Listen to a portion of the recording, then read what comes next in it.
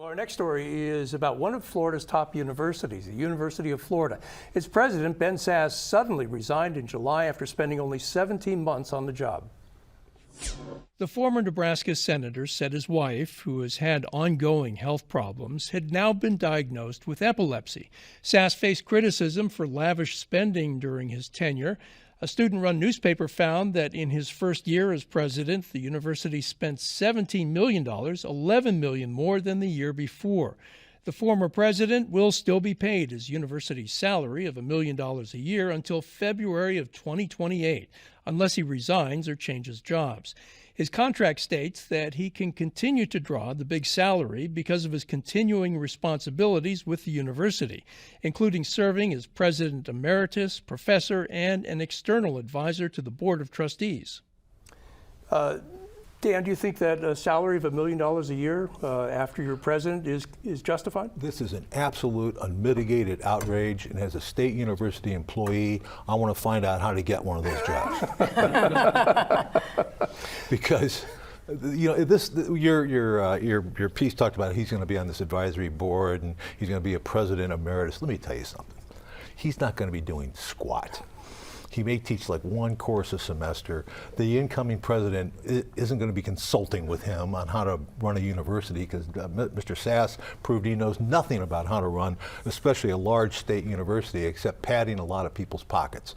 This is an absolute disgrace. He talks about, oh, I have to give up my job because my wife is sick.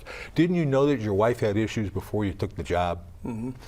Tar, Governor DeSantis kind of greased the way to make this happen, make this hire happen. It was done in secret. It was done in the dark. You know, we're doing a lot of our government work. We used to be the Sunshine State, and we're really thought of as leaders in ethics and government transparency. But this process really of kind of tapping a politician instead of an academician started with Rick Scott. But really, Ron DeSantis has taken it to a whole new level, not just with UF, but with New College. And we're talking $1 million salaries that are not necessarily correlating with these performance-based funding metrics that the Republican legislature has put out. And so it's really interesting to see, you know, now that we've fallen, UF, our flagship university, has fallen from 5th in the country to 6th just in the 1 year, you know, that he's taken over. What's going to happen when they start really looking at New College and other institutions? And that's a big deal. It is a big deal. Yeah, because it was in the right. top 5. That's right. Rosemary, usually I attribute to Republicans good stewardship of tax dollars. But when you have Ben Sasse giving $1 million for his exit job, and Richard Corcoran at New College, a very small college that really hasn't proven much yet since he took over, there's extravagant salaries going on in some of these universities. Oh, it's unbelievable how much the salaries of university presidents have gone up. As my colleagues here have said, the shield of darkness has come down on how they get chosen for these jobs at the same time that student tuition is going through the roof. Governor DeSantis promised an audit of the spending in the UF president's office when this happened. You know, we've heard crickets about that since then. What is interesting since the last time that we talked, I was on the show, we talked about this, is that it's come out the tension that existed between Sasse and the board chair.